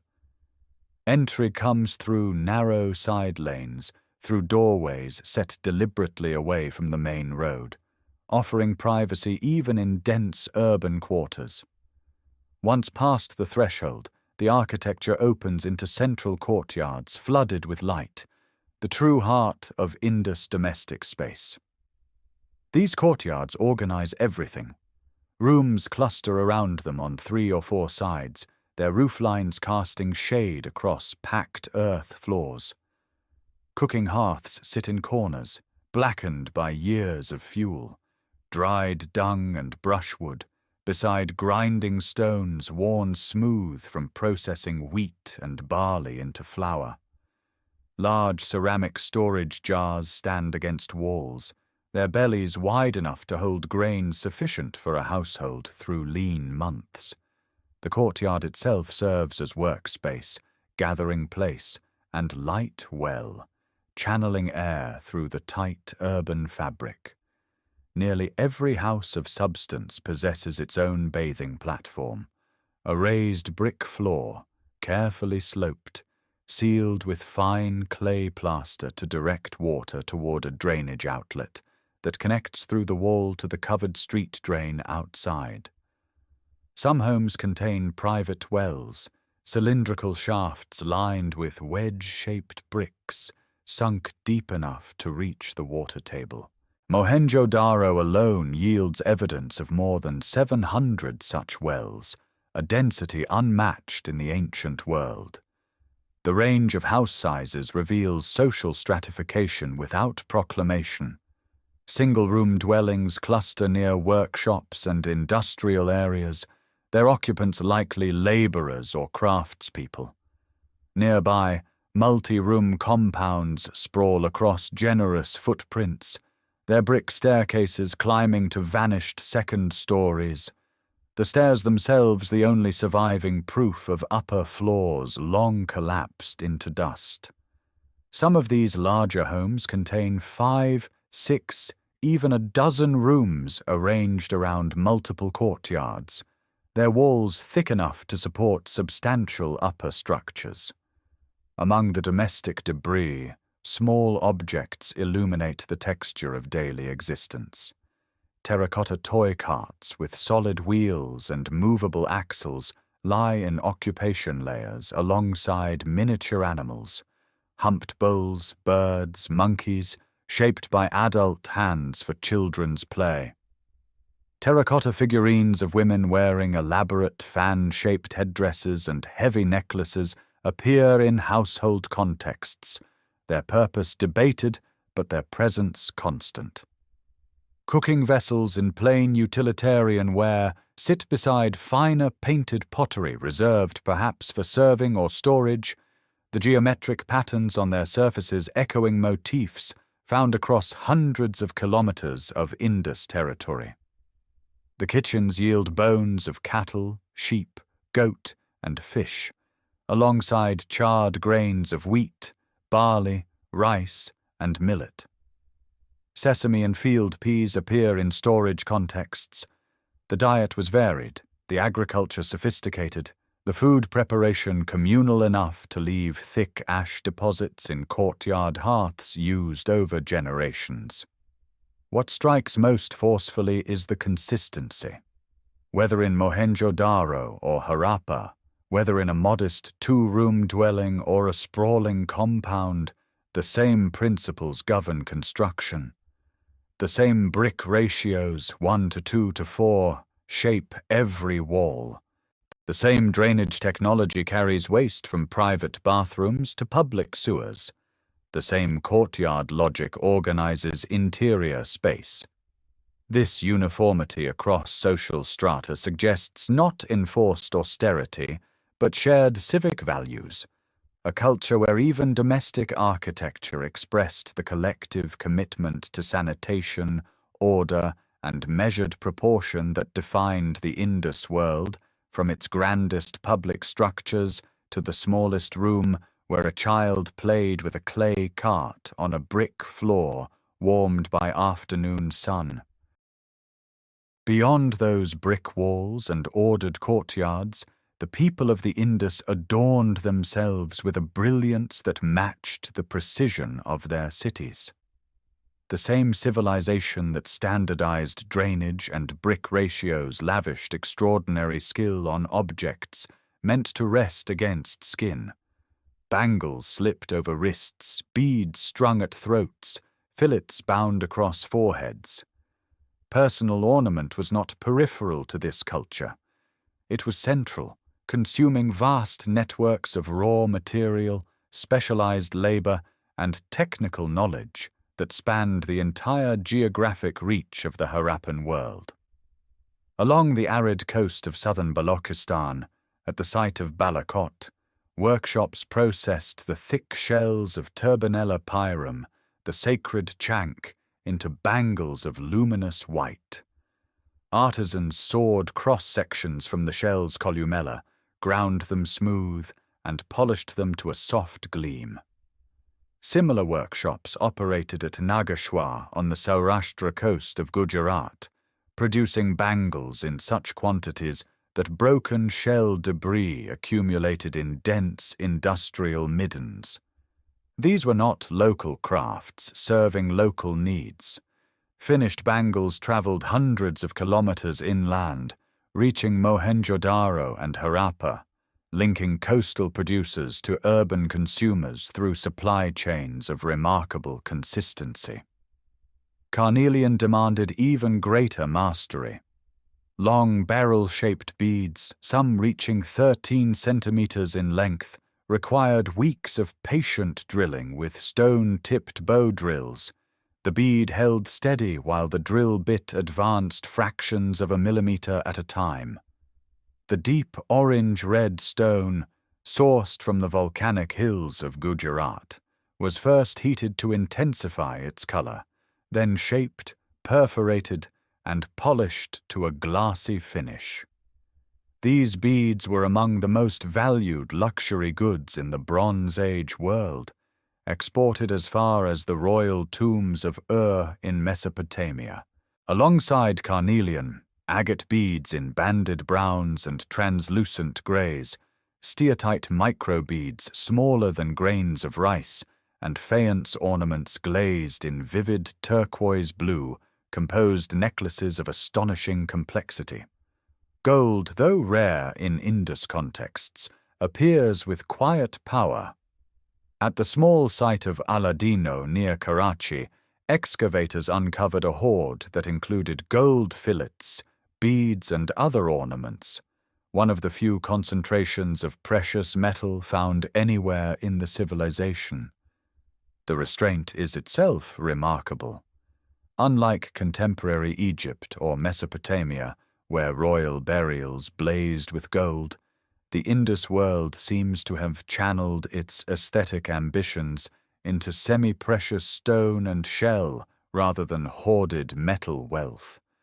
No single artifact captures this culture of adornment more completely than the steatite bust known as the Priest King, discovered by Kashinath Dikshit in 1927 at Mohenjo-Daro.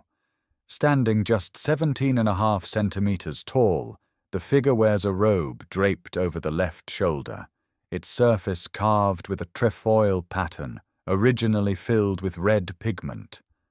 A band encircles the head, and the half-closed eyes convey an expression of composed authority. Whether this figure represents a priest, a ruler, or something entirely outside modern categories remains unknown.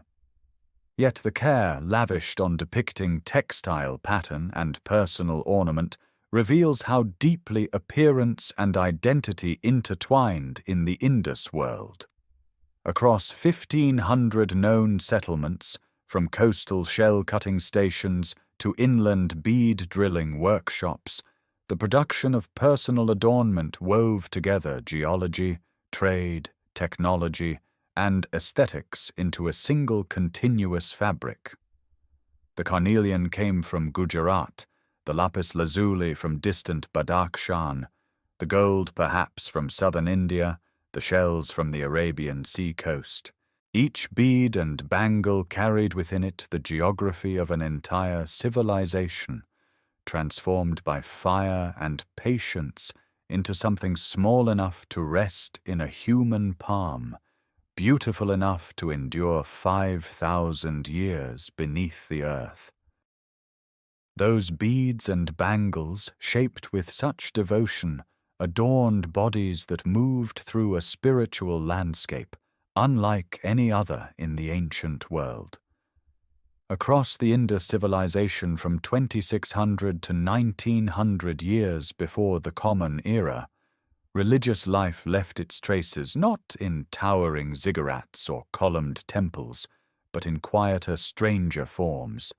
Fire pits aligned on mud brick platforms, terracotta figurines with fantastical headdresses, and tiny steatite seals bearing images that seem to pulse with sacred meaning. No monumental house of worship has ever been identified at any Indus site. No priestly hierarchy announces itself through architecture. Whatever the people of these cities believed, they encoded it in portable objects, domestic rituals, and symbols carved small enough to fit in a closed hand. At Kalibangan, on the dried banks of the ancient Ghaggar Hakra in Rajasthan, excavations led by B.B. Lal and B.K. Thapa between 1961 and 1969 revealed something remarkable on the citadel mound. 7 fire altars stand in a row on a raised mud brick platform, each a carefully constructed pit containing ash, charred animal bone, and terracotta cakes. These are not cooking hearths. Their arrangement is deliberate, ceremonial, oriented with a precision that suggests prescribed ritual. Nearby, a well and bathing area indicate purification before the act of offering. Fire, water, and structured repetition, the elements of a liturgy performed without a temple to contain it. Terracotta female figurines appear across hundreds of settlements. Their wide hips, prominent breasts, and elaborate fan-shaped headdresses adorned with cups, possibly for oil or incense, suggest associations with fertility, abundance, or protective power. Whether these represent goddesses, ancestral spirits, or votive offerings remains debated. They are found in household contexts, not shrine complexes, as though the sacred resided within domestic space itself. The steatite seals carry the most haunting imagery. One seal from Mohenjo-Daro, catalogued as seal number 420, depicts a figure seated cross-legged on a low platform, wearing a buffalo-horned headdress, surrounded by an elephant, a tiger, a rhinoceros, and a buffalo, with 2 deer beneath the platform. Sir John Marshall, publishing his interpretation in 1931, identified this figure as a prototype of the later Hindu deity Shiva, in his aspect as Pashupati, lord of animals. The identification remains contested, but the image itself is undeniable, a commanding figure in a yogic posture, presiding over the animal kingdom. Other seals depict scenes of apparent veneration before sacred trees. One extraordinary impression shows a horned deity standing within the branches of a pipal tree, while a supplicant kneels before it, and a procession of 7 figures approaches from below. The pipal, sacred in later South Asian traditions, already carries ritual significance here, 4,000 years before the Common Era's beginning. Animals themselves seem charged with meaning. The so-called unicorn, likely a bull shown in profile with 2 horns overlapping, appears on more seals than any other motif, always accompanied by a mysterious object sometimes called a ritual stand or incense burner. Tigers, elephants, rhinoceroses, water buffalo, and composite creatures populate the seal corpus, suggesting a worldview in which animal power and divine presence intertwined. No royal tomb proclaims a god-king. No inscription, readable or not, names a deity with certainty. The Indus civilization practiced its faith in fire altars open to the sky, in figurines tucked into household corners, in images pressed into clay at the threshold of commerce and belief. The silence of its temples is not an absence of religion, but perhaps its most radical expression. A sacred world woven so completely into daily existence that it needed no separate monument to house it.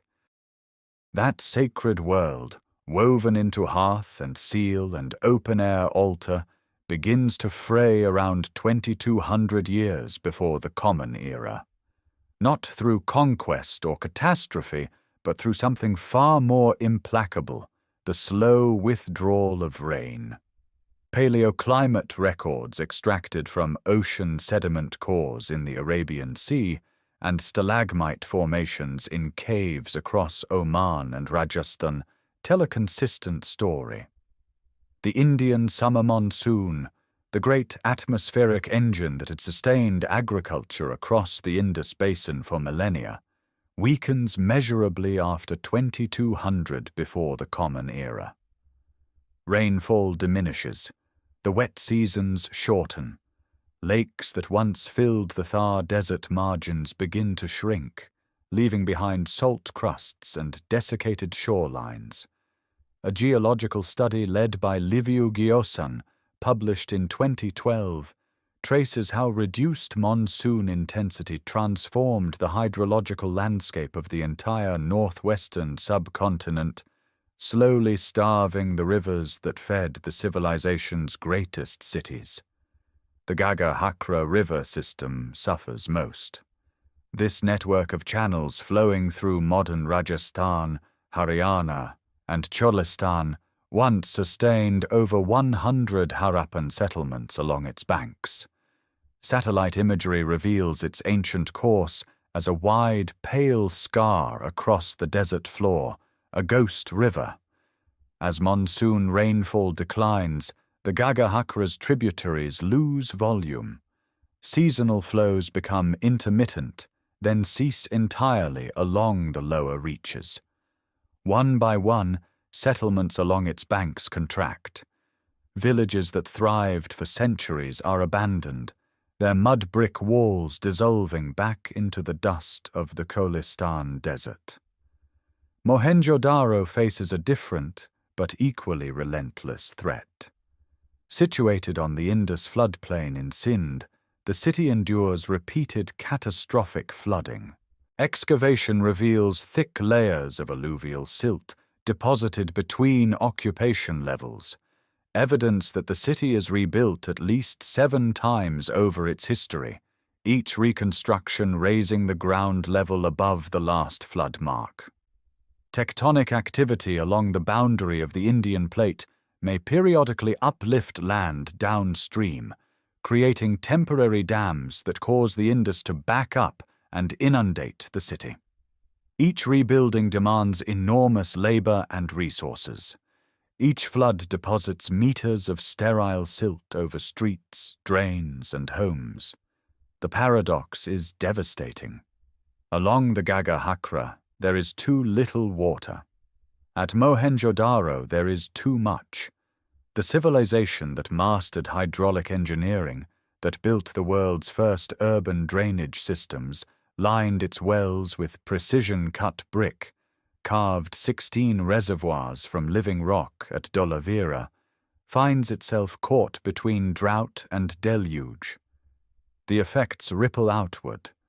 Agricultural yields decline as irrigation systems fail along drying tributaries.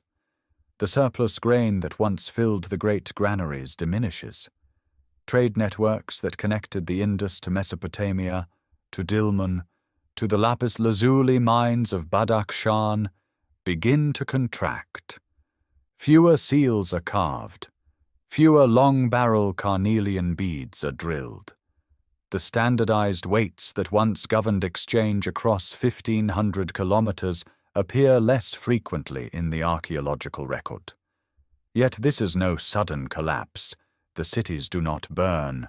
No invading army sweeps across the plains. The process unfolds across 3 centuries, a gradual dimming rather than an extinction. Populations shift. Some communities move eastward toward the still reliable waters of the upper Ganges Yamuna Doab.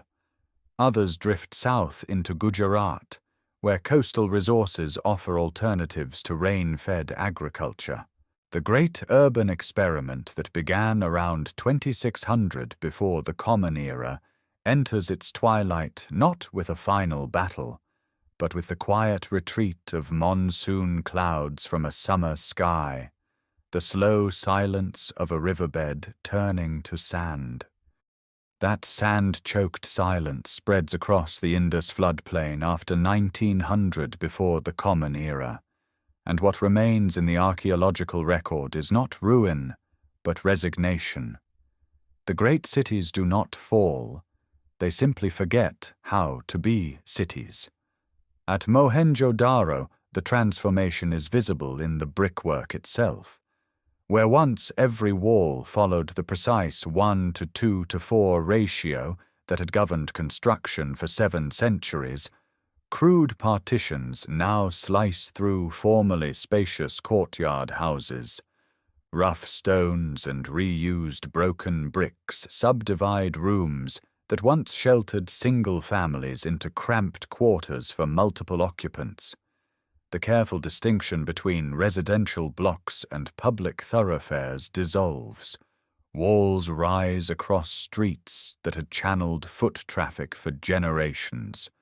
Cooking hearths appear on floors never designed for domestic use, in abandoned workshops, in corridors, even atop the platforms of former civic structures.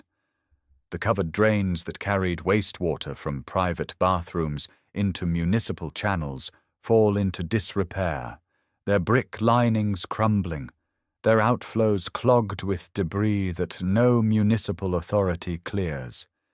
The craft workshops of Mohenjo-Daro fall silent.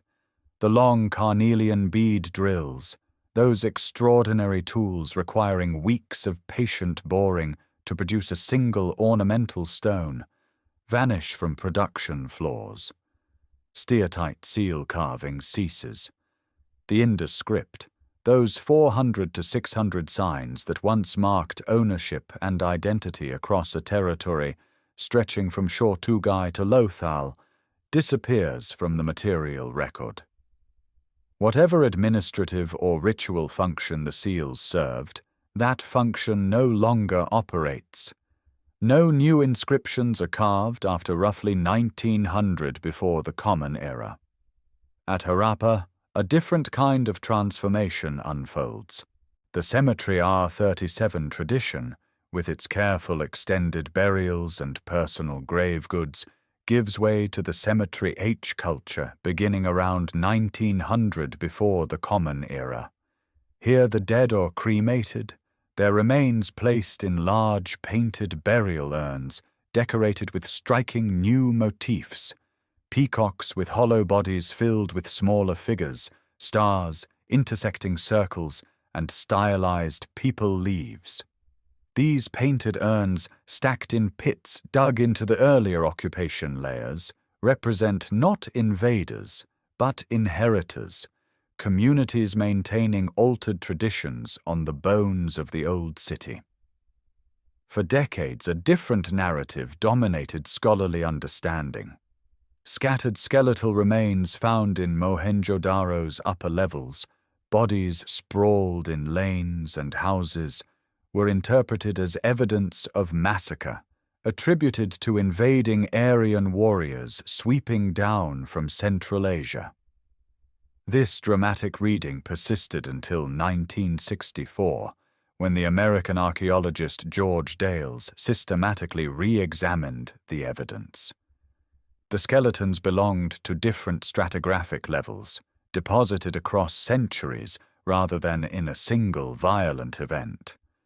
Some showed signs of disease. None bore weapon trauma consistent with organized warfare. The massacre theory collapsed under scrutiny, replaced by a far less dramatic but more accurate picture of gradual abandonment, with the unburied dead representing the final scattered inhabitants of a city losing its population to dispersal. That dispersal follows the water. Communities migrate eastward into the Ganges-Yamuna Doab, where monsoon-fed rivers still flow reliably. Others move south into Gujarat's coastal zones, carrying diminished but recognizable Harappan pottery traditions. The settlements they establish are smaller, lacking the grid planning and hydraulic infrastructure of the great cities. Late Harappan pottery grows coarser, its painted designs simplified, its firing temperatures lower. The uniformity that once linked sites across 1,500 kilometers fractures into regional variations. Yet continuity persists in quiet ways. Certain ceramic forms endure. Triangular terracotta cakes, possibly used in cooking or ritual, appear in both mature and late contexts. Cubical weights, though rarer, still surface at scattered sites. The knowledge does not vanish entirely. It thins, disperses, becomes the inheritance of villages rather than cities. The Indus urban experiment ends not in fire, but in a long, slow exhalation, its people carrying fragments of a magnificent order into a world that no longer sustains it. Those fragments scatter across a vast and changing landscape after 1700 before the Common Era. The great cities stand empty, their brick corridors open to wind and dust, but the people who once filled them have not vanished. They have moved eastward into the Punjab and the upper reaches of the Ganges-Yamuna Doab, southward deeper into Gujarat, and in some cases back into the Balochistan highlands, where the story began millennia earlier. The urban chapter has closed, but the human one continues in diminished, dispersed, and quietly resilient forms. At Harappa itself, the Cemetery H culture occupies the old mounds between roughly 1900 and 1300 before the Common Era. Its most distinctive artifacts are painted burial urns, large, round-bottomed vessels decorated with peacocks, stars, intersecting circles, and stylized human figures with streaming hair. These urns hold cremated remains, a departure from the extended inhumation burials of the mature period. The iconography is new, yet not entirely foreign. Certain geometric patterns echo older Harappan pottery traditions, suggesting cultural transformation rather than wholesale replacement. Far to the west, at Perak in the Kachi plain of Balochistan, a post-Harappan settlement flourishes from around 1800 before the Common Era onward. Here, for the first time in the subcontinent's archaeological record, bones of domesticated horses and camels appear alongside the older cattle and goat remains. New crop species, sorghum and rice, join the ancient wheat and barley.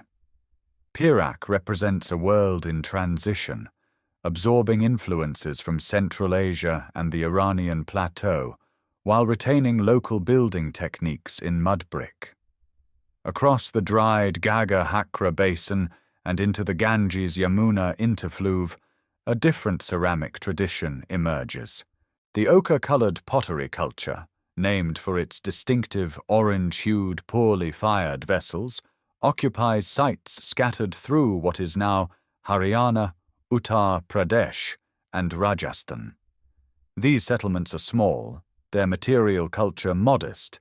Copper hoards of harpoons, rings, and anthropomorphic figures appear at some sites, but the sophisticated standardization of the Harappan world is absent.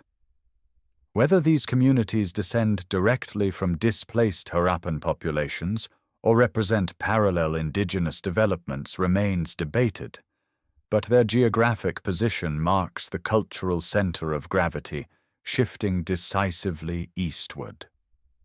In Gujarat, continuity proves strongest. Sites like Rojdi and Rangpur maintain recognizable late Harappan ceramic styles well into the second millennium.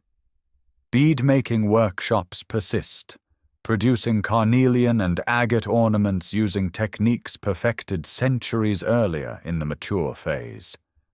The craft knowledge survives because the raw materials, the agates of the Ratanpur mines, the carnelian of the Rajpipla hills, remain accessible, and the skills pass from hand to hand across generations, even as the administrative networks that once coordinated their distribution dissolve. By 1200 before the Common Era, painted grey ware begins appearing at sites across the upper Ganges plain, thin, well-fired vessels with geometric designs in black and grey. This pottery tradition bridges the gap between the late Harappan world and the emerging culture associated with early Vedic texts. The transition is neither sudden nor clean. Layers at certain sites show ochre-colored pottery giving way gradually to painted grey ware, one tradition fading as another strengthens. What endures through all these transformations is subtle but real. The knowledge of fired brick, though less systematically applied, does not disappear entirely from the subcontinent. Certain weight standards persist in modified forms. The deep cultural emphasis on water management and ritual bathing, so central to the mature Harappan world, resurfaces in later South Asian practice with a persistence that suggests unbroken, if attenuated, transmission. The Indus civilization does not end so much as it dissolves, its people becoming the substrate upon which new cultures, new languages, and new traditions slowly crystallize across the centuries that follow. For more than 3,000 years, that dissolved world lies beneath the earth, its fired bricks slowly buried under silt and wind-blown dust, its streets forgotten, its script unread by any living person. The substrate endures, invisible, until a deserter from the East India Company's army wanders through the Punjab in 1826 and pauses at a vast, irregular mound near a small town called Harappa.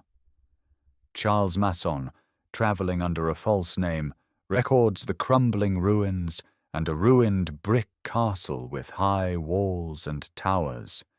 He assumes the site is historical, perhaps medieval. He does not suspect that beneath his feet lies one of the oldest cities on earth. Decades pass.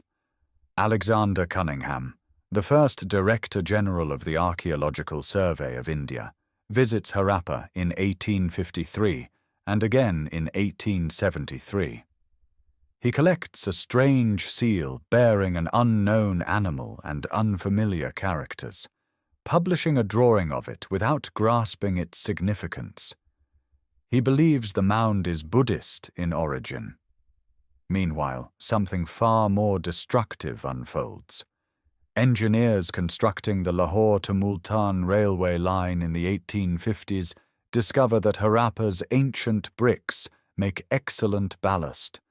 thousands of tons of fired brick, laid with precision 45 centuries earlier, are torn from the mound and crushed beneath iron rails. Over 100 miles of track rest upon the pulverized remains of a Bronze Age city. The destruction is immense and irreversible. The true breakthrough arrives in the 1920s. Dayaram Sani begins systematic excavation at Harappa in 1921 under the authority of the Archaeological Survey. The following year, 1,200 kilometers to the south in Sindh, Rakal Das Banerjee uncovers steatite seals and ancient structures at a mound called Mohenjo-Daro. Both men work under the direction of Sir John Marshall, who recognizes the staggering implication. These are not Buddhist sites, but remnants of an entirely unknown civilization, contemporary with ancient Egypt and Mesopotamia. In September 1924, Marshall publishes his announcement in the Illustrated London News and the scholarly world reels. A civilization of this magnitude, hidden in plain sight for millennia, forces a complete rewriting of South Asian prehistory. Excavation intensifies through the late 1920s. Ernest Mackay continues work at Mohenjo-Daro from 1927 to 1931, uncovering the dancing girl figurine, elaborate bead workshops, and residential blocks of startling sophistication. Archival photographs from these years show workers carefully brushing silt from brick walls, revealing covered drains and bathing platforms that astonish engineers of the modern era. The Great Bath emerges fully, its bitumen-sealed floor intact after 4,500 years. At Harappa, deeper excavation reveals Cemetery R37 with its careful burials, shell ornaments, and painted pottery.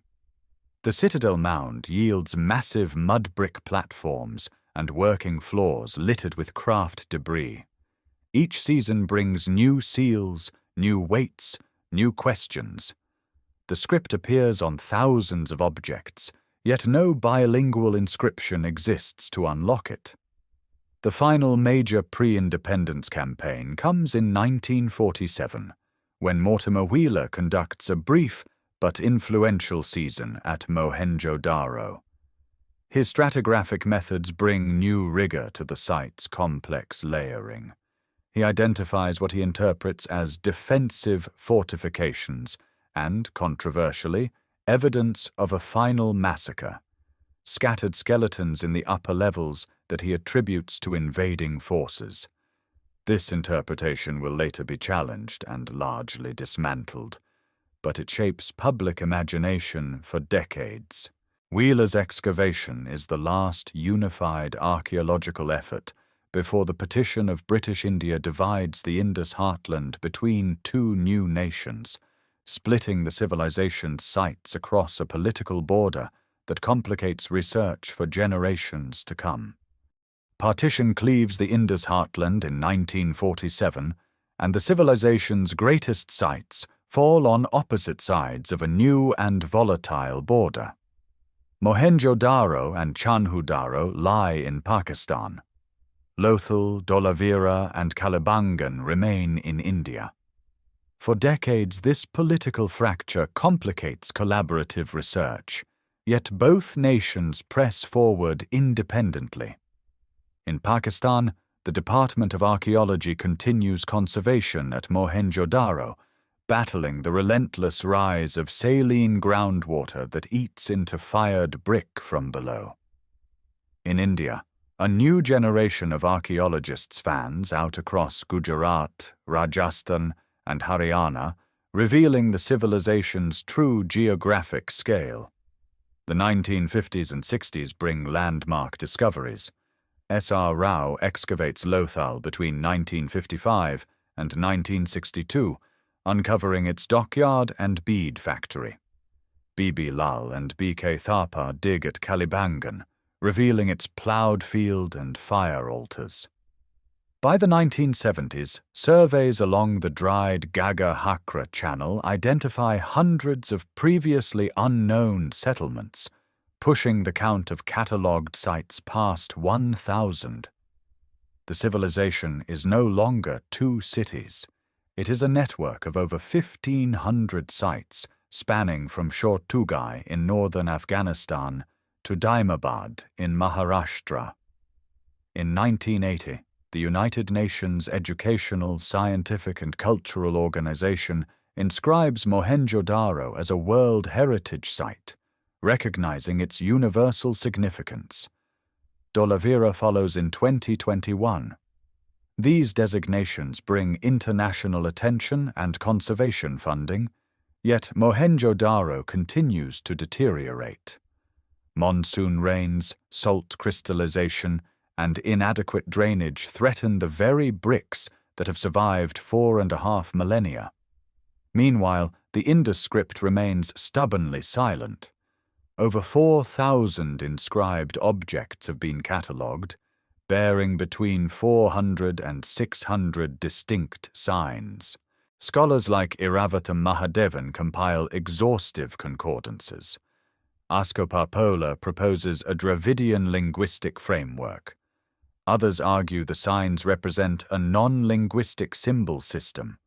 Without a bilingual text, without a Rosetta Stone, the script resists every attempt at decipherment. The civilization speaks through its bricks and beads, but withholds its words. The 21st century opens new frontiers. Excavations at Rakhigarhi in Haryana, one of the largest Indus sites at over 300 hectares, yield burials that transform understanding. In 2019, Vasant Shinde and an international team publish ancient DNA results from Rakhigarhi in the journal Cell. The genetic profile shows no significant Central Asian steppe ancestry, suggesting the civilization's population was largely indigenous to South Asia, descended from ancient Iranian-related and South Asian hunter-gatherer lineages. This finding reshapes long-standing debates about migration and cultural origins across the subcontinent. The civilization's legacy, though invisible to those who built upon its ruins, persists in quiet continuities.